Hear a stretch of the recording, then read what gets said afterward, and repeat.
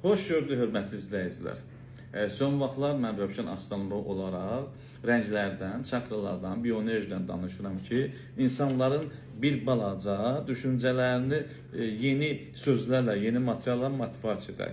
Zaten insanlar çoxu bezib bu lazımsız rəylərdən, lazımsız fikirlərdən, nə bilim, cürbəcür xəstəliklərdən dinləməkdən məncə yorulublar.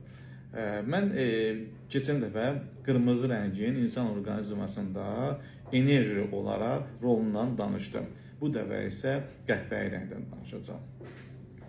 Qəhvəyi rəng çoxları bu rəng haqqında maraqlı deyil, hətta bu rəngə qarşı o qədər diqqət yetirmir. Nəinki digər sevimlilər. Əslində qəhvəyi rəng elə bir orqanın, vacib orqanın fəaliyyətinə təsir edir ki, bu həm qadına, həm kişiyə lazımdır. Yəqin ki, libido haqqında eşitmişsiniz.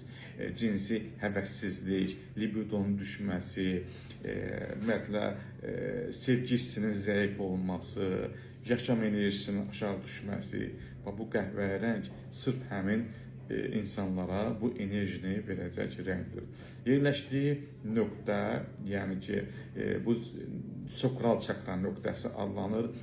Göbəklə çanaq nahiyəsinin arasında yerləşən enerji nöqtəsidir və necə ki, biz keçən dəfə danışdıq qırmızı rəng haqqında, kainat enerjisi çiy nöqtəsindən enerjini daxil edərək yuxarı onurğa boyunca qaldırırsa, ikinci nöqtə sakral nöqtədir. Sakral nöqtəsi də enerjisi zəif olan insanların cinsi həvəssizlik, həyati eşqinin zəif olması, libidonun aşağı düşməsi və qarşı tərəfə, əks cinsə qarşı münasibətdə həvəssizlik və digər problemlərə qarşı laqeyd olması baş verir. Ona görə, hörmətli izləyicilərim, həyatınızda qəhvəyi rəngə xüsusi fikir verin və qəhvəyi rəngdə olan əşyalardan istifadə edin.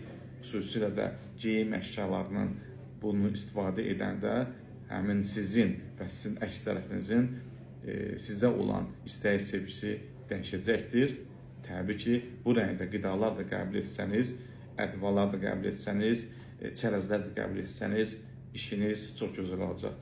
Serotonin, dopamin, oksitosin kimi hormonların ifrazı çox yüksələcəkdir. Qeyd edim ki, qəhvəyi rəngin sizə verdiyi enerjinin səbəbi sakral çakranın enerjisinin bolluğundan xəbər verir.